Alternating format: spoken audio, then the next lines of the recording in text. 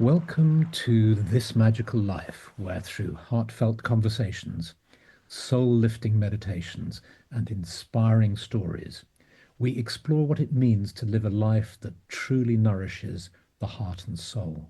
So here we are in the sitting room with Samantha Moyo. Hello, everyone. And there's us two, and there's this iPad over there. But behind the iPad are lots and lots of people. Yes. And that's what somehow we have to balance this thing of wanting to have a talk like this, Yeah. but not wanting to exclude the fact that we're actually with everybody else. And so let's just do whatever we can to incorporate a feeling of everyone. I always love that feeling of being with, having a conversation with people. Yes. And thank you for inviting me on your show because I'm such a big fan.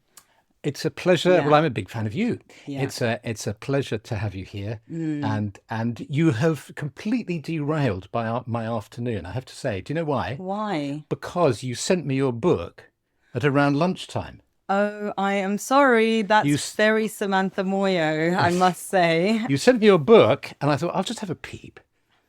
And 2 hours later, I was thinking, gosh, I wonder if I can finish this. I was steaming through it, thinking, God, this is fantastic. I love it. Oh my And goodness. no, it's really tremendous, Sam. Really? And I love it. Okay. It's called Tapestry of Magic, a handbook for life outside the mainstream. And there it is, and it's just come out. Yes, so it's coming out on the 21st of March, equinox. I really wanted to work with the cycles as always. Yes. But I've been writing it for 2.5 years, and I must say I feel really vulnerable, but also excited. And it feels a little bit like a coming out story. Yeah. It is, because you're very frank, you're very open, you're very exuberant and helpful. That the energy that comes across to me in this book is of you're really, you talk about how you're writing it to your children of the future would be one way, and it's full of love, and it's one of those books that gives you permission. When I read it, I find myself going, yes, it's giving me permission to live my biggest life, my wildest dreams. That means a lot to hear from you, someone who already lives like that. But yeah, one of the things with writing this was freeing myself, allowing myself to express like my raw, authentic self, but also inspire the children of the future to please just like listen to your intuition, like embrace your weird and wonderful sides. And even actually after I'd written it, so I'm dyslexic and neurodiverse, involving you guys in this. And, I've self-published as well because I didn't want it on Amazon. That's a whole other Good for you. story. Yeah. And I had a team of editors who are all friends, and everyone was like, Sam, there's so many spelling mistakes here. We've got to sort it out. And I said, please, can we leave some spelling mistakes? And please don't correct all the grammatical errors, because part of it is like showing our imperfections and celebrating it. So yeah, I'm glad you got that. Yes, and there aren't that many spelling mistakes. Okay, You do the great. classic thing that everybody under the age of 40 does, which is you talk about bored of instead of bored with. Oh, great. Yay. Oh, good. And I remembered, when I got your email and you sent me the thing, and there was a little blurb and it said bored of. And I was just starting to type, hey, Sam, that's great, but by the way, it's bored with, not bored. And then a little voice inside said, oh, you're not a schoolmaster. It's like you don't have to tell her that. So I didn't. But if you had told me that, I would have actually corrected it. And now I'm going to be thinking, bored with, bored with. Oh, yeah, we haven't explained to everyone. So the way the book's described is it's a self-help book for anyone bored of self-help books. But remember, read it as bored with self-help books. Yeah. Yeah, and it breaks the genre, and it's lovely. And maybe we should share with the viewers and listeners how we met, because that was quite powerful, I think, for me. Yeah, ditto. Yeah, it was. it was at the sauna, in the sauna space, coming out of the sauna space at the medicine festival, wasn't it? Because I'd seen you talk the day before, Uh-huh. and you were talking about ancestry. You're on a panel, and I'm originally from Zimbabwe, and that's where I grew up. And one of my things, because I've now lived here for more years than I lived in Zimbabwe, so 15 years there, about 20 something years here. And so one of the things with my journey has been, like, I've done so much, like, connecting with the land of Africa, you know, going to spend time with indigenous communities in Namibia, going back to South Africa and Zimbabwe frequently. But what I haven't done is really connect with this land and the wisdom of this land. And I feel finally somehow ready to. And so meeting you and, like, watching this panel of wisdom keepers of this land, pre-colonial times, for me was just very moving. And it was almost like it opened up a way for me to maybe feel like, actually, this is my home too, and I belong here, and it's got similarities to where I'm from. So meeting you was just, please, can I keep you? Basically. Well, but are you able to share the other story about your own ancestry? Exactly. Yeah. Yeah. So there is the caveat, and I don't share this very often, but I found out later in my upbringing that I was a quarter Scottish, and that my surname Moyo, I'm Samantha Moyo. Moyo means heart, soul, and mojo in a lot of African languages. Your Moyo is your spirit, you know. Yeah. And so my surname Moyo is actually my step-grandfather's surname. And actually, my dad was conceived by my grandmother and someone who was mixed race with Scottish heritage. So there's a part of me that is of this land as well. And I honestly, and so my real surname would be Steele, Steele. A few years ago, I found my Scottish tartan, so I have that.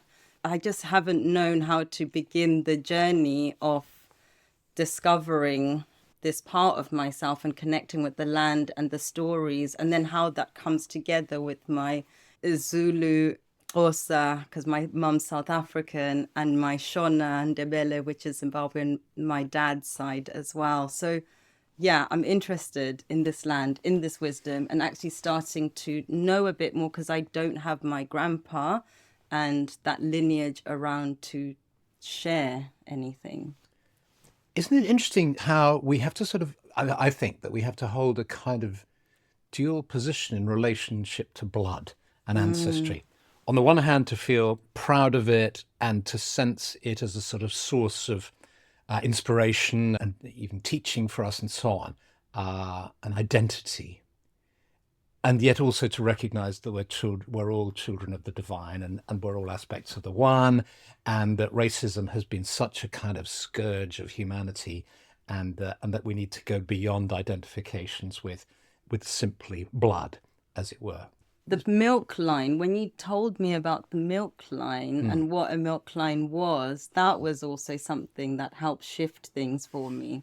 Because I'm a person who was brought up by many different people, not just my parents. Right. And so actually, when I think about who I am and how I became, it's not just to do with my ancestors, it's to do with my stepmother, for example, who I actually ended up asking to, thanks to the whole milk line thing. I was like, oh my goodness, I've got to honor those people as well. So my stepmother's written the foreword for the book. Yeah. You know, she lives in Ghana. I had people who basically raised me instead of my parents. So I'm now like, oh my goodness, I'm wanting to get to know their history a little bit more, how they became, because they are people who influenced me. So yeah, fascinating.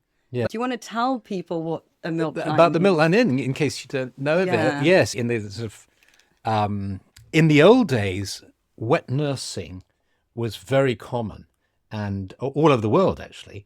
And in within the sort of Celtic lands, what we now think of as the Celtic lands, there was this concept of the milk line, which is honoring your those who have nourished you.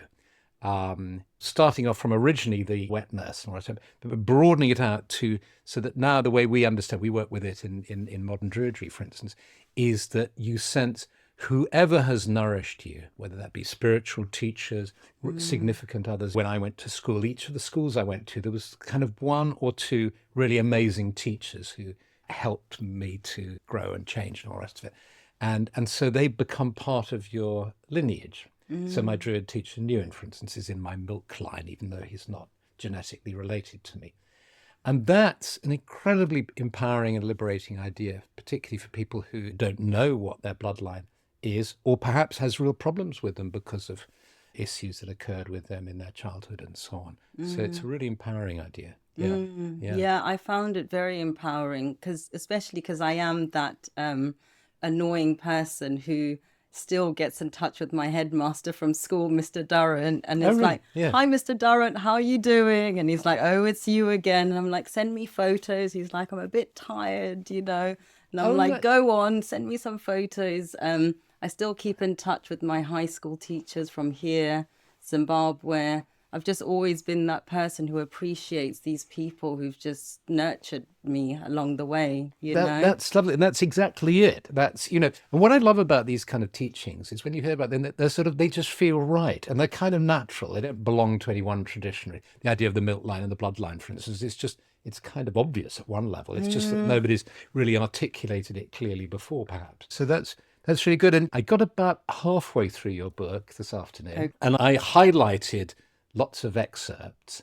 That's always a good sign. If you find yourself highlighting lots of excerpts in a book, it's really speaking to you. I'm just going to read a few quotes out that I love and that I highlighted. Okay. As a multi-faith minister / lesbian nun who loves dancing and shagging, my dream is to inspire reclamation. For many hundreds of years, humans relied on intuition, the winds and the stars to guide us. So take or leave what you want. Okay. I love that. The whole lesbian nun bit who loves dancing and shagging is because I actually don't get very much action. Hence I'm a self-identifying nun. Yeah. Are you a reluctant nun? I'm a very reluctant nun who's not doing it by choice. Probably a lot of them are reluctant. That's probably a lot of nuns, actually. Should probably have a little sharing circle. Might meet the love of my life there. Fine. There's probably a lot of mileage in that. The reluctant nun sharing circle. I turned on, what's that extraordinary thing? People who get married without ever having seen each other. There's this reality TV thing where they get people and they just sort of run them through tests and all the rest of it, and they match people and then they get married. Oh my goodness. So, and the first time they meet is in the ceremony. And how does that go? How long do they last? Well, that's the point of the series. You know, you watch. Okay, and sometimes it works and sometimes it doesn't. If you need a bit of sort of, I don't say junk TV, but if you need some sort of easy watching, it's quite extraordinary. Why did I mention that? Because I've only actually seen it once, a couple of nights ago. And there were about a dozen women in their 30s, and they all were saying, you know, they're reluctant nuns, and they're saying, you know, I haven't had a boyfriend for ages, or I've never been in love, or you know, if this is make it or break it, if this marriage doesn't work. So oddly, in the book, there's a section on this whole love of your life thing. And as you know, the book's dedicated to the nuns who love shagging and dancing.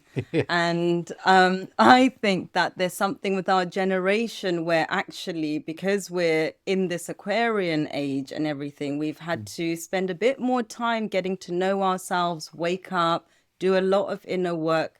And potentially the way we found pleasure and connection, I feel, is different to the 1950s. What's been sold to us, the like get married, have kids, all of that. I feel like, for me, example, even this book being dedicated, written to the children of my future, I don't know if I'm going to have children, but I do still consider myself a mother because it's about mothering the earth, being a steward. That lovely parental love that one feels for all of life Yeah. in some way. Yeah. And it's not that I don't want to meet someone and do the whole, intimacy, relationship, marriage thing, but I just feel like this life we're living is just so much more in terms of, like pleasure, fulfillment, enrichment, family, constellations. I just feel like it's a wider.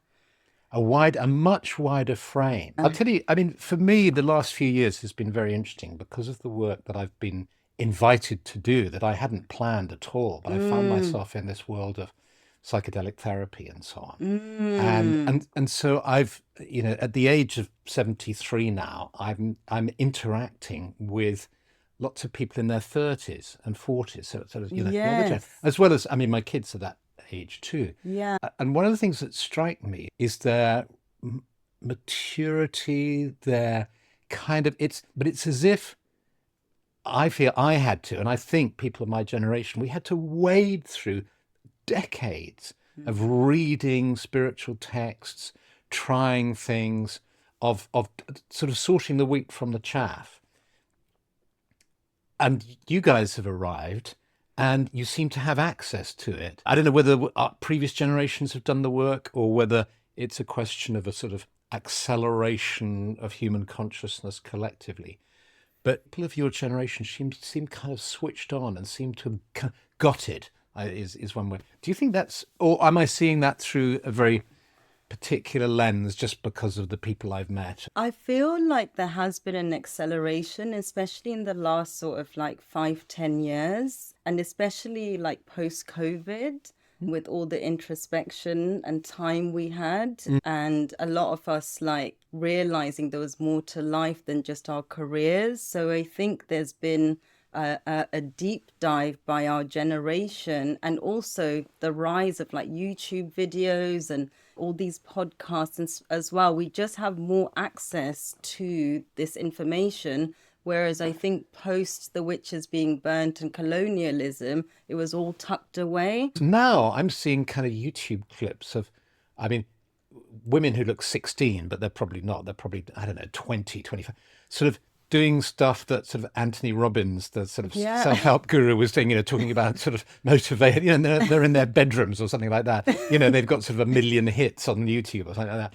It's extraordinary, isn't it? But it's definitely more part of our DNA and language, I feel. And actually now, like my mum, I had this conversation with my mum, and it was like, she was coming down to visit, and I was like, Mum, lower your expectations on like what we're going to get up to. She was like, I really see you as my spiritual teacher. And I was like, who's teaching my mum this language? And now she's talking about manifesting and everything. And when I was asking her, she's like, no, I've been learning all of this from you, Right. So I think our generation, it's like in our language to use words like magic, and we're the generation that we're hugging at school. And just being psychologically literate, just know concepts like self-esteem and confidence and all the rest of it, which, in my generation, it's like, no, people didn't talk about that. So that's fantastic. But it brings with it, though, or does it bring with it some kind of burden?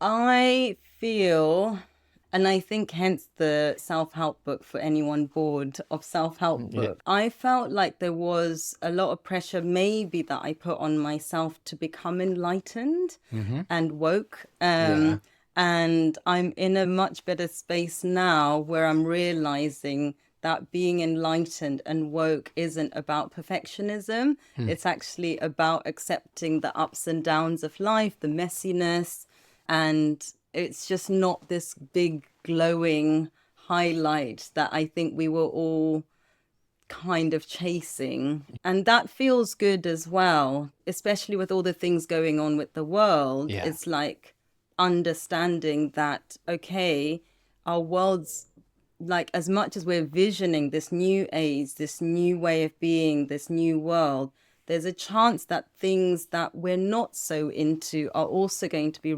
happening in parallel.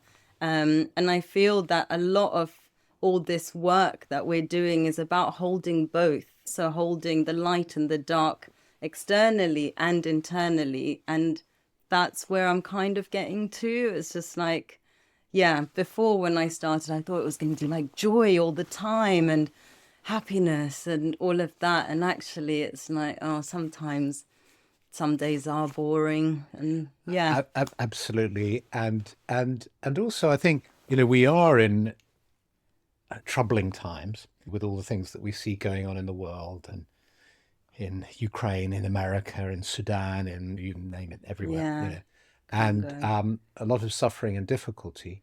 Yeah. And yet, there's also the most amazing initiatives, the most incredible people. I mean, you talk in your book about how you seem to have some knack of bumping into or meeting amazing people.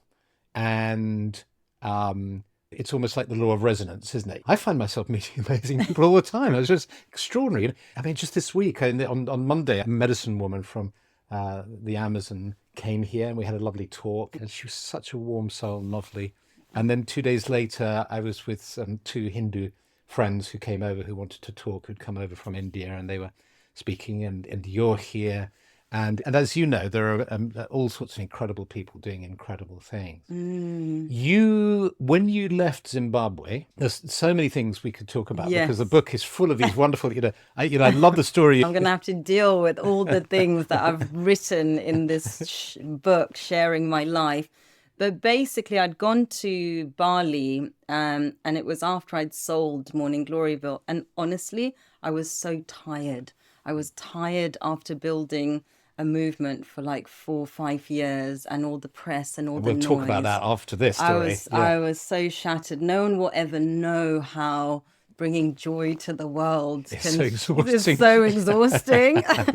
And I went to Bali to heal, and honestly, it was like, so remember when I started Morning Gloryville, it was the first time I'd sobered up, right?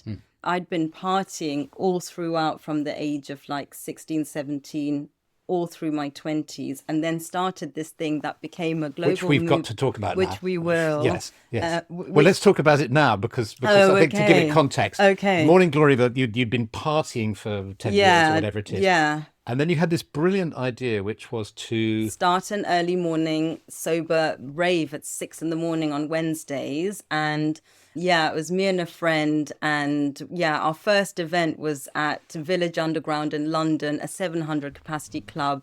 Only 26 people turned up. I always shared the story in case anyone's starting something and you're like, why is this taking so long to get off the ground? It always does. So only 26 people at the first party. But then after that, like literally like 400 people were coming, then 800 people are coming.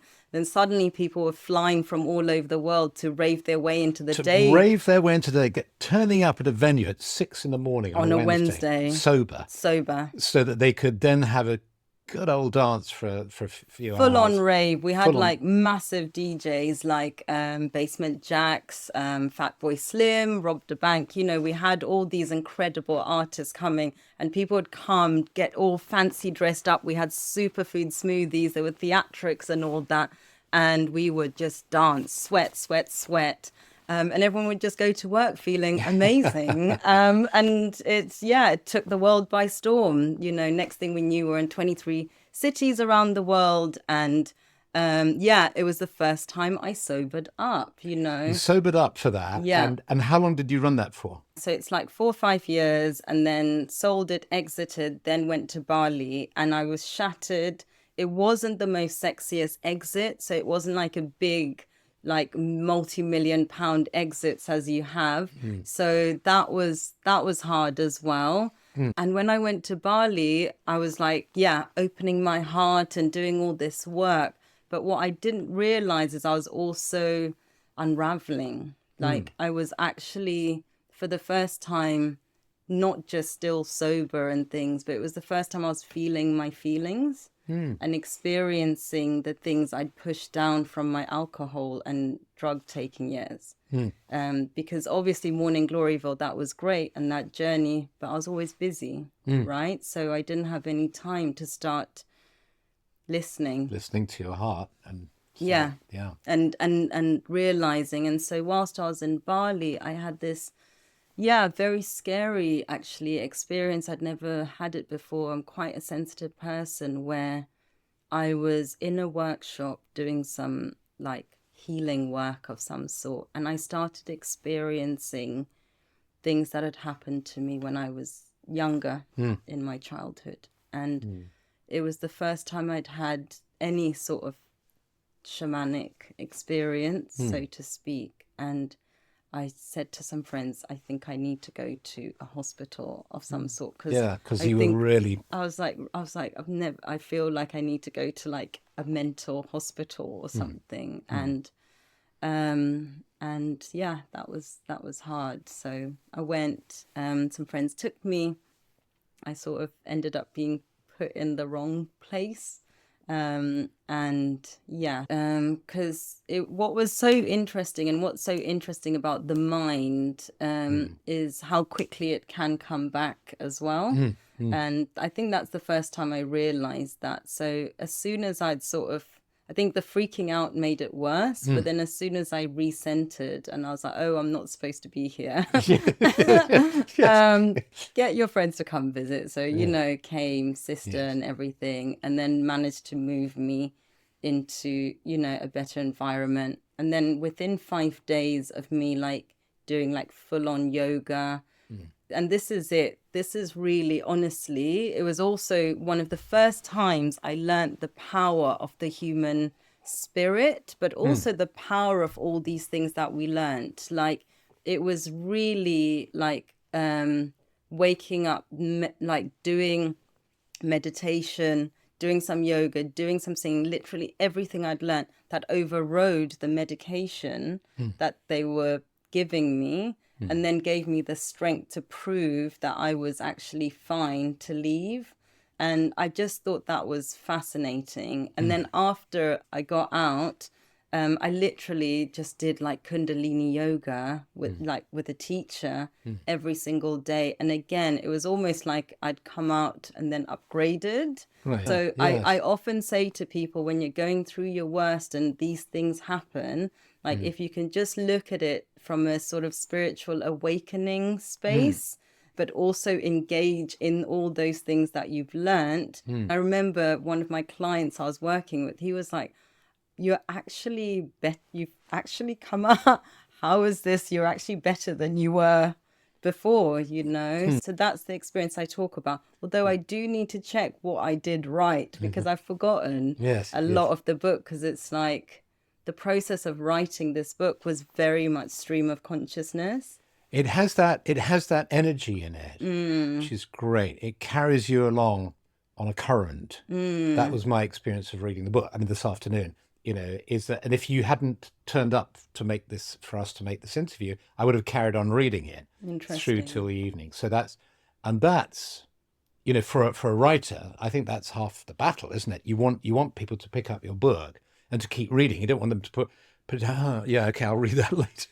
You want them to be drawn in and to, Honestly, like, if you have picked up this book and wanted to carry on reading it, that means the world to me, because as a first-time author, writer, it's like if one person can get something out of it, that's more than enough, Exactly. Let me read another bit. Whatever vision you have for the world, naked breathwork, mushroom hammock healing, aerial sock fight wrestling, which you've got involved in, bring it to life.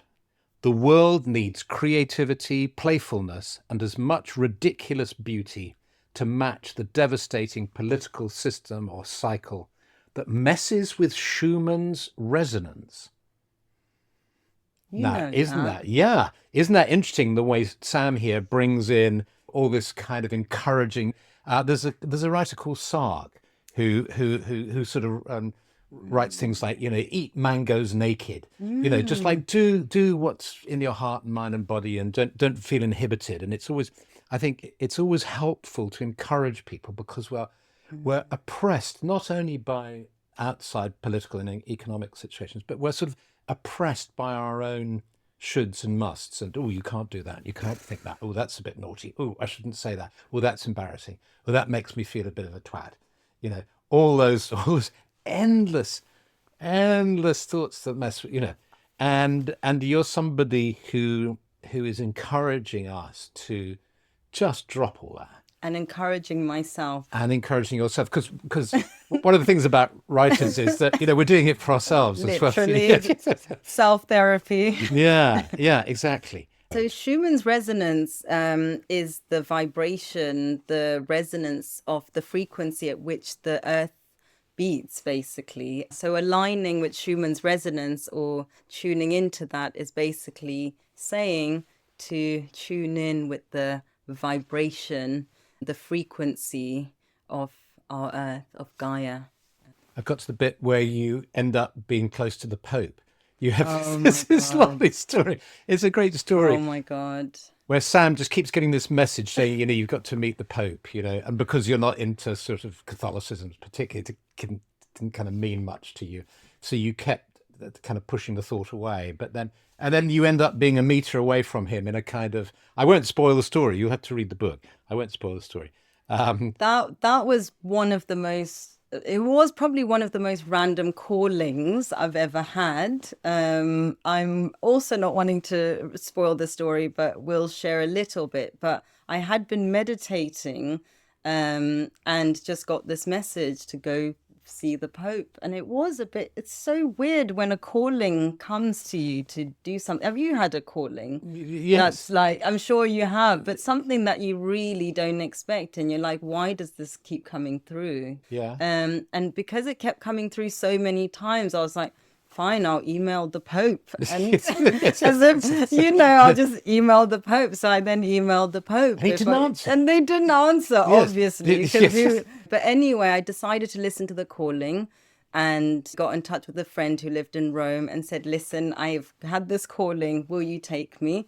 And he said, Bafankulo, Sam, why? Why do we have to do this? And I said, please, just for me. Anyway, we ended up going to the Vatican City. And I will always remember this day because it was just a bit nuts. We got there and there were all these other religious leaders, like from all over. It was like... It was a kind of he'd ordered a multi-faith gathering. It was all... And it's like you'd share, they'd just forgotten to post the invitation to you. I didn't get an invitation, so I get crashed. Yeah. But what was amazing was that it is hard to get in the Vatican. But you managed to get in. But I did manage to get in, and because I was just really honest that I'd had this calling and I felt I should be part of the gathering. And so they let me in, and then just happened to not be so far away from... Well, you finished the story here by saying it felt surreal and natural. That's a lovely thing, just that.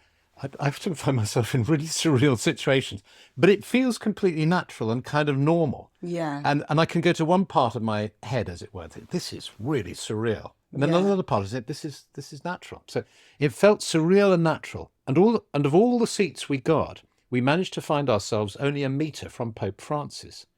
The man does emit a holy rock star energy. It's difficult not to be wowed. Not only is his bling so bling, but all those decades of prayer and celibacy seem to do wonders for his skin. Obviously, who wrote this? Yeah, who wrote this? And actually, he seemed like a decent guy. Giving it beans at work. Giving it beans at work, like doing a great job. It's giving it beans. Giving it beans. Do you know, I've had to use the dictionary in reading your book. Oh, right, like great. smize. I didn't know what smize meant. Oh, yeah. I had to look up a few things, like smizing. Do you know what smizing is? Dear listener or with viewer? With the eyes. Smiling with the eyes, yeah. And then you finished, we prayed for love. And Pope Francis did something really lovely, actually. He said, look, normally I say a prayer, but because you're all from different faiths, I'm not going to do that. I'm going to suggest we sit in silence together and we all pray. And presumably, how many people were there? It was like lots. It was like 500 500 or something. But what was so interesting was that, me and my friend had ended up there, but you could feel that this silent prayer was like we were all praying for the same thing.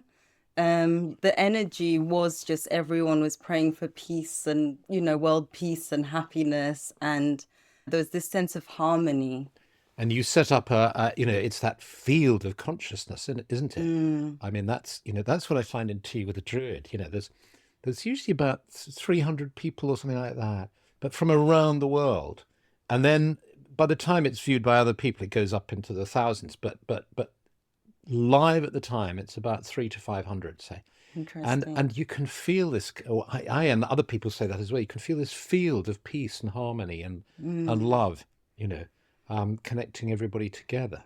I think coming back also to that story actually about the calling, I feel like it's so interesting how when you are open, something calls you, you don't understand why. You listen to the calling and then you go there and then you have this magical experience. So part of me sharing that is just to inspire people to listen to even the things you don't understand that are coming through, obviously checking, Yeah. but also there's an inquiry in that chapter of how do we know when it's a calling? How do we know when it's something from the heart and from good spirits, so to speak? And I think learning to decipher that, all of us, is day-to-day work, basically. Exactly. Yes. I listened to that because it happened. It was something that came through multiple times, I think, and I couldn't shake it off. You couldn't shake it off. It kept coming back to you. And what do you hope for? I hope for a sense of sustained happiness. Yes. Is that for yourself? Yes. Because do you find that it comes and goes and you'd like it to stay? Yeah. Yeah. Yeah. And like a sort of groundedness, a consistent groundedness. Yes. In this world that doesn't always make sense. Yes. And that's because, do you find yourself sometimes feeling ungrounded? Not always knowing how to hold the different energies and feelings. Because one of the things that, if I can share this with you, that strikes me about you is you have this capacity to be very high energy, very giving and loving and inspiring and kind of wild and crazy, which because that's part of your creative self, and that's a real gift. And then, but you're also very sensitive, and therefore, I think I sense that life can sometimes be difficult for you, and that's. So for instance, when you read the book, I think you start somewhere. You talk about being full on. I can't remember where, or is it? I don't know, somewhere in the book.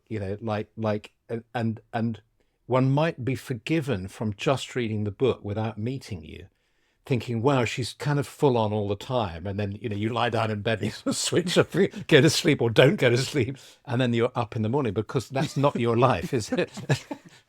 No, like I'm a person, a lot of people when they get to know me always say, "Oh my goodness, I didn't realize that you were so soft," or yes. And you were saying before we started, Yeah. with the lights and everything, you were saying, "Oh, I'm actually really quite shy." I'm very vulnerable and shy, yeah. and I might put myself on stages or end up in front of cameras and things, but I often feel vulnerable and nervous, and that's the part of me. I feel like I sometimes come across more intense, but I don't know how to be super excited and enthused about something and be soft at the same time. I think you can. I think you're doing it now. Oh, I mean, okay, great. yeah, you're doing Yeah. it now. I think it's partly the sort of pressures of, being in the public eye, as it were, and needing to, or feeling that one has to, you do short form videos and Instagrams and all the rest of it. This is why I wanted to do this Magical Life podcast, which is longer than Tea with a Druid, because then we have a chance to show more of ourselves, I suppose. Yeah. I love that. I think with me as well, it's like I actually, it took me a long time to understand, again, talking about the story. So from my teens through to my 20s, partying, raving, and then sobering up with the sober rave movement. Yes.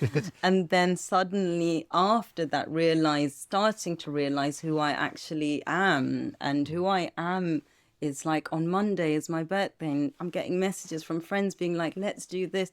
And I'm like, actually, honestly, I'm not I'm not sad, I'm not down, but all I want to do is go to Seven Sisters on my own and just walk and be in the elements. And do you know what I mean? And that's actually, yeah, I'm just learning that those are my interests: silence, nature, Silence, nature, wild swimming. wild swimming, being in touch with the elements. You talk about wild swimming in the book, don't you? Yes. Yeah. I love listening to the wind. At least one day a week, I just need my bed day, where it's just me Yeah. in bed reading, turned off. Yeah. And those moments are really, I think that's, precious, basically. Probably for anyone. Luxuries. Luxuries. Fantastic. Do you know what I'm going to suggest now is that you read us Oh, Philip. from the book. Why don't we read from the actual book? There have been many cloaks that self-sabotage has played out for me. Sleeping with someone I'm not really that into. Staying in communities that actively work against the climate movement. Smoking cigarettes when I break up with someone. Packet of 20, bottle of Coca-Cola and takeout. Fuck the gym, self-care, juicing. Who wants any of that juice anyway? Staying in draining relationships and friendships. Overstepping my boundaries. Underselling my work. Being vague about what I do, and I know that one, hiding down, playing, saying yes when I mean no, saying no instead of I'm curious but feel vulnerable. That's a really interesting one. Dilly-dallying with a decision when a maybe is always a no, putting other people's needs ahead of mine, repeating actions and behaviors that I know are not expansive, wasting my time, overthinking, doom scrolling. Yeah, that's Doom scrolling. Do you know what? So it's Ramadan at the moment. Yeah. And for Ramadan, I did like a 3-day water fast. And then my actual fast has been coming off cigarettes, smoke, drinking, and not eating meat. But then actually I found that doom scrolling is probably more harmful to me. And that's probably my biggest addiction. So yeah, I feel like a lot of us are working through this, right? I think doom scrolling, particularly in the light of present day sort of situations. I just find myself just going and then picking it up and then and then suddenly then I'm like, why? I did not need to do it in that moment. It's almost, I find, like if I'm writing and I've got the screen up and I reach a sort of point where I sort of just overdo it, there's a part of me that just wants to sort of check the news as if, and what are you doing that for? To get some little hit of adrenaline or just out of fear? Has something terrible happened that I need to know about? But I think that when we have the awareness, which I have about doom scrolling, and I'll tell you now, when we have a awareness about something not being good for us, which I have, but then keep doing it, that's self-sabotage. So for me, like, that's why I needed to stop my end of day fag and all of that. Yeah. But now doom scrolling is the next step. Is the next step, the next thing to give up. That's right. Totally. Yes. Waking up to one's own self-sabotaging habits is akin to that moment you stop smoking weed after years of being high. When I stopped smoking weed in my 20s after being stoned for years, it was like cleaning the windscreen of a dirt road race car. Yeah. It really was. I sweated for like 6 weeks, sorry. I didn't realize. Yeah, you don't realize, I think, when you're in something like doom scrolling. In the first stage, you don't even know that you're addicted to something. You're doom scrolling. And then step 2 is you realize it, but that still doesn't necessarily change anything. You have to take the third step, which is to actually stop doing it. Yeah. Yeah. I must say, having my self-sabotage points being reread to me in front of whoever's watching and listening, I'm now like, okay, you are all my accountability buddies. I think the big shift when I was a kid, I think that those of us who were searching for enlightenment thought, that it was a sort of a plateau that we would reach. And that if we worked hard enough, meditated long enough, read enough books, followed the right guru and so on, we would reach a stage where life would just be serene and we'd always Yeah, this awful smug person who was very, Yeah, very enlightened. yeah. You then discover that life just ain't like that, No. and there are ups and downs and all sorts of challenges, and you're growing and changing all the time. And part of it is that acceptance of our vulnerability and our weaknesses and our sillinesses and our foibles and the stuff that we want to work on and being honest about it. So that rather than thinking there's a sort of team of adepts, classic sort of Western occult magical tradition, there were these adepts who were sort of highly advanced beings, and now it's been replaced by the sort of Instagram self-help influencer who's always has a perfect life and all the rest of it. But actually, we all know that it's not like that. It's much more human and messy, but real. Then you go into a whole thing about astrology, which is a whole thing, and chakras. At this point, and then I got to this kind of The astrology bit is actually interesting. Sorry, it sometimes takes me a while for pennies to drop and process and come into a conversation. But that was interesting because I am someone who often looks at my, where are the stars? What does it mean? What does today's full moon mean, for example? And what does it mean for me being a Pisces Leo rising? And for a while, I think I didn't understand astrology properly. And so I was taking a lot of things verbatim. And then I read the autobiography of a yogi.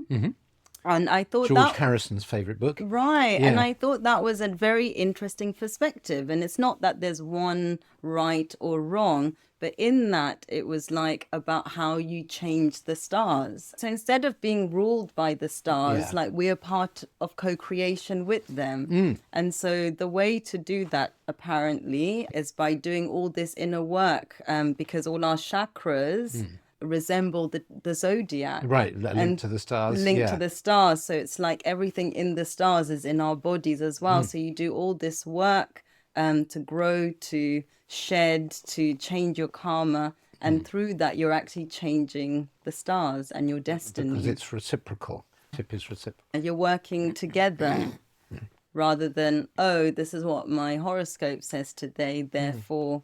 It's like taking the concept of relationality, this business that, that we're all in relationship and that everything is context and relationship. And then, we say, how can I possibly have a relationship with the President of the United States? But actually, there is a relationship going on, even with the stars, the way I see it, even with the stars, which seem so far away and so sort of vast and so unlike us in every way imaginable.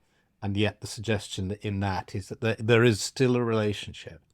I remember once asking a professor of physiology about the relationship between the testosterone cycle and lunar phases, because it was for a book I was writing, and I found out this weird little piece of trivia that I found really interesting, which is that the owner of a chain of sex shops in Amsterdam had run his income through in comparison with a lunar chart, and he realized that on a full moon he should keep his shops open all through the night on the full moon, but on a dark moon he may as well just close the shops for a few days, because he saw this complete connection between the amount of money he was making from his mainly male clients. So then so I thought, well, that's kind of strange, and then looked at some research they'd done in Scandinavia with soldiers, because they were the only people they could find to do this experiment with, seeing how their libido varied according to the lunar cycles. So I emailed a friend who's a professor of physiology, and he came back with some data about a particular kind of crustacean. I've forgotten what kind it is, who mates when the Pleiades rise, and you think, God, I love that. It's like they're so far away. How and all the dogs, did they even work that out? I know. It's fantastic. Like, yeah. So I'm about to read a prayer for transitions. Angels, ancestors, transcestors. I do not know what lies ahead, and that's okay. I cannot see what's to come, and that's okay. What I do know is that you, beloved universe, completely have my back, holding my parts that feel wobbly. I do not know what lies ahead, but I know all will be well. All will be well, and all will be well, and every kind of thing will be well. Thank you. You see, you can feel it, can't you? It's a lovely prayer. Thank you. Thank you. Yeah. And you've got lots of prayers in there. And you see how it's shifted the energy. It's beautiful, isn't it? It's lovely. One of your big messages is permissiveness. You combine a kind of sense of integrity, because it's all right being permissive to saying anything goes, but of course anything doesn't go, because there are certain things that are definitely not on, as it were. But to be permissive and allowing of anything that you need to express. I was going to say that is wholesome, but that immediately introduces some sort of value judgment in it. And you've introduced me to another new word, which I sent to my daughter. I told her, did you know, Sophie, that you are a multi-hyphenate? Oh, yeah, multi-hyphenatism. Yeah. How many people know that? Do you out there? Do you know what multi-hyphenatism means? It means, tell us. It's a person who is a multi-hyphenate. So I am Sam, the celebrant, speaker, creative entrepreneur, artist, community builder. Before it would be, what do you do? When someone says what do you do? You can say, I'm a multi-hyphenate. Right. Or I'm multi-passionate. And that's a solid enough response. And they can say, oh, what do you do within that? And you can say, well. And within that field. That's great, isn't it? Yeah. It says, it's actually it's like really relieving for people like us who do lots of things to have one answer response. Yeah, because otherwise every time you're trying to sort of make a judgment. Shall I tell them I'm a writer, or shall I tell them I'm a psychologist? Whatever. Yeah. It's only in the last few years, you write, that multi-hyphenatism is celebrated and accepted, perhaps as it's unveiling in tandem with non-binary awareness. Today you can be a lawyer and a DJ, an accountant and an esteemed artist, an engineer and a contemporary dancer. We're in the middle of the Great Awakening, and hopefully by the time you're reading this, great grandkids' words like woo-woo have left the ether. Yes, hopefully by the time you're reading this, you're addressing the next generations to come here. Hopefully by the time you're reading this, the oil titans behind Shell are not being celebrated by governments, whilst seers, clairvoyants, medicine people and druids are blasphemed and in some countries put behind bars. And adjacent to this, hopefully whilst you're reading this, Big Pharma has lost its battle to hush the sacred human ear and our innate abilities to work and communicate with plants, flowers, roots, accessible, abundant remedies from the earth. Yes, it's a prayer, actually. It's an actual prayer. Thank you for reading that out loud. Yeah. It's very meaningful that you're the first person to. Well, thank you, Sam. So your book's coming out on the spring equinox. Yeah. And I hope it's a great success. And I'd encourage everybody to read it. It's really lovely. And maybe I just suddenly had this flash of you doing kind of readings from it with other stuff going on. I don't know, because you do, one of the things you do is you kind of put on things, don't you? Yes, yeah. So today I saw my run of experiences happening this spring summer. When you say you saw the run, do you mean you saw in your inner eye, or you saw it? I love it. Yeah. Both. No, but me and a wonderful little team have been putting together events and experiences that I'll be doing this summer. I cannot share them right now, this instant. They're all top secret. Yeah, we're going to titrate all the information. But yes, there's going to be readings. There's going to be secret beach dances. There's going to be something with alternatives who I love. In St James's. Yeah, St James's in Piccadilly. And there'll be a few happenings at festivals, magical moments. So magical moments. Yeah. That's lovely. I think I'm not exact. I think I got a flash of that when I said that. I sort of saw Yes. a performance happening with you reading bits out from the book or reciting bits. Yeah. Yeah. So This the stuff. whole thing with Tapestry of Magic and the way this book's going to be celebrated is I'm not going to come out with a launch. The book's going to come out and then I want people to read it. And then the experiences will begin really in September. And the experiences are very much me finding artists on their journey or people on their spiritual journey and platforming them so that they see themselves stepping into their spiritual leadership, stepping into their artistry, where it hasn't been seen before. And I will be asking you to come and, Do a little something. do a little something. You will be. I'm sorry. I'm saying it on camera. That's very sweet of you. Yeah. So the book is Tapestry of Magic, Yes. a handbook book for life outside the mainstream.